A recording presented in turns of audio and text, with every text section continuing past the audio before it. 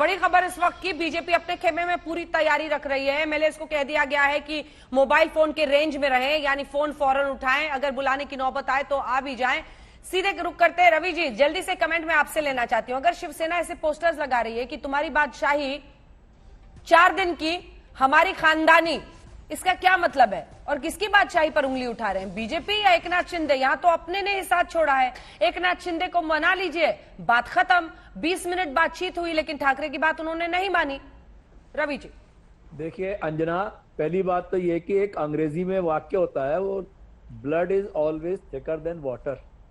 चाहे कितना भी कोई शिव सैनिक बाहर निकल के ये कह ले कि मैं बाला साहेब का फॉलोअर हूं या मैं बाला साहेब की आइडियोलॉजी वाला हिंदुत्व मानता हूं, ये जो शिव सैनिक हैं वो ऐसे आदमी को कभी भी बर्दाश्त नहीं करेंगे, क्योंकि जो शिवसेना की जो बाला साहेब के जो हेयर हैं वो उद्धव ठाकरे ही हैं और रहेंगे, चाहे इसको कोई भी कोशिश कर ले। आपने छगन भुजबल देखा, आपने नारायण राणे देखा, आपने राज ठाकरे देखा, कितने लोगों ने कोशिश की शिवसेना को तोड़ने की, मगर शिवसेना टूटी नहीं है। 50 साल पुरानी पार्टी है और इसके जो सिद्धांत हैं वो उन्होंने अपने सिद्धांत कभी छोड़े नहीं है। अच्छा। ये जो फर्जी हिंदुत्व की बातें कर रहे हैं, ये मनी बैग वाला हिंदुत्व है।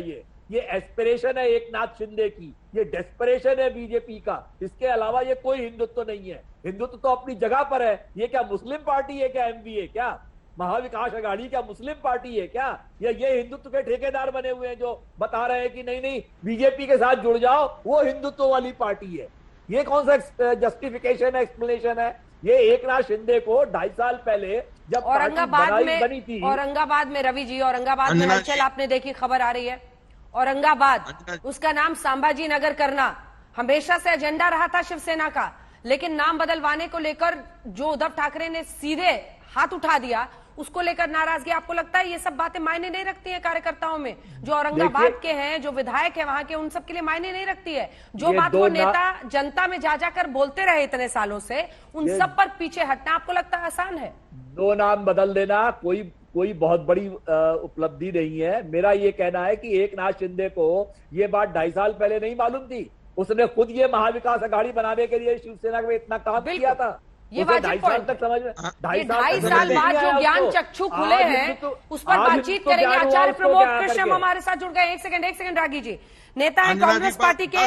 आचार्य जी, आपने सीधा ट्वीट किया है, सत्ता को ठोकर पे मारने वाले स्वर्गीय बाला साहब ठाकरे की विरासत का सम्मान करते हुए उद्धव ठाकरे जी को मराठा गौरव की रक्षा करने हेतु नैतिक मूल्यों का निर्वहन करते हुए मुख्यमंत्री के पद को त्यागने में एक पल का विलंब भी नहीं करना चाहिए। आपको लगता है उद्धव ठाकरे को इस्तीफा देना चाहिए? क्यों? देखिए अंजना जी, सत्ता 2 तरह से प्राप्त होती है।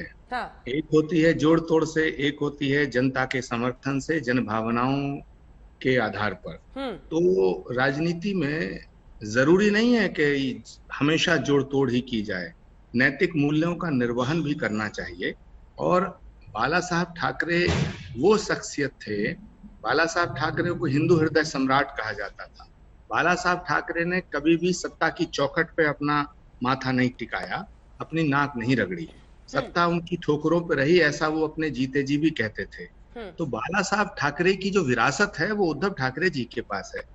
तो उद्धव ठाकरे जी ने सरकार बनाई महाराष्ट्र की जनता के हितों को ध्यान में रखते हुए और अपनी पार्टी की विचारधारा से अलग, और कांग्रेस ने भी उनको इसलिए समर्थन दिया था कि वो अपनी विचारधारा से अलग होकर महाराष्ट्र की जनता के इंटरेस्ट में बीजेपी को रोकने के लिए एक सरकार की स्थापना हुई। लेकिन आज जो क्राइसिस उत्पन्न हुआ है वो क्राइसिस शिवसेना के अंदर उत्पन्न हुआ है। उसके बहुत से कारण हैं, मैं उन कारणों पे नहीं जाना चाहता हूं, लेकिन मैं ये नहीं चाहता हूं कि उद्धव ठाकरे जी जो बाला साहब ठाकरे के वारिस हैं, जो उनकी विरासत और मराठा गौरव के एक प्रतीक हैं, मातोश्री मराठा गौरव का प्रतीक है, महाराष्ट्र के गौरव का एक प्रतीक है, तो वो मराठा परिवार, वो बाला साहब ठाकरे की विरासत हासिल करने वाले उद्धव ठाकरे जी अपना पद बरकरार रखने के लिए सत्ता के लिए जोड़ तोड़ करें, तो मुझे लगता है बेहतर ये होगा कि वो नैतिक मूल्यों का निर्वहन करते हुए, मराठा गौरव की रक्षा करते हुए ये संदेश दें कि मैं सत्ता लोलुप नहीं हूं, मैं जनता की अदालत में जाना चाहता हूं। इसलिए मैंने ये बात कही है कि उन्हें अपने पद से इस्तीफा दे देना चाहिए, बजाय इसके कि सत्ता के लिए वो जोड़ तोड़ करें। ठीक है, दुबे जी का इस पर रिएक्शन लेंगे कि उससे पहले पौलमी साहा हमारे साथ जुड़ गई हैं। एक सेकंड आ रही हूं। असम जहां पर गुवाहाटी में उस होटल में मौजूद हैं 40 विधायक। पौलमी, कोई अपडेट है वहां से नंबर्स पर, कितने लोग हैं और उनमें से शिवसेना के कितने विधायक हैं, कोई जानकारी पौलमी? अंजना, जो हम जानते हैं इस वक्त वो ये है कि 35 जो विधायक हैं वो सूरत से गुवाहाटी पहुंचे थे। 35 विधायक सूरत से गुवाहाटी पहुंचे थे, जिनमें से 33 जो थे वो शिवसेना से थे और जो 2 थे वो इंडिपेंडेंट थे। जो 2 हम इंडिपेंडेंट मान रहे हैं वो एक तो प्रहार समाज पार्टी के बच्चू काड़ू है और दूसरे जो है वो राजेंद्र येड्रावकर है, तो वो इंडिपेंडेंट एमएलए हैं। तो ये दोनों इनके साथ शायद आए हुए हैं।